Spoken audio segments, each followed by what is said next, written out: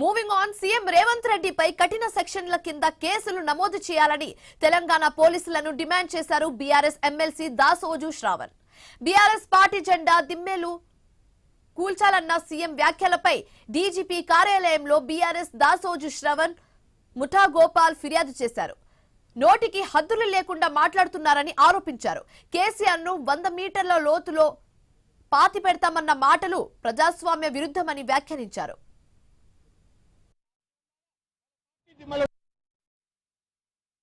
తెలంగాణ తెచ్చిన తెలంగాణ జాతిపిత ముఖ్యమంత్రిని 100 మీటర్ల లోతు పాతి పెట్టాలట. తెలంగాణ కోసం పాటుపడ్డ బీఆర్ఎస్ పార్టీ దిమ్మెను కూల్చాలట.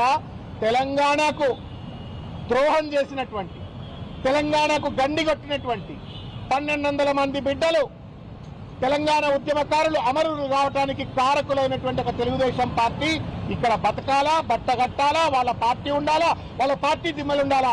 బీఆర్ఎస్ పార్టీ ఉండద్దు, 100 మీటర్ల బొంద పెట్టాలా.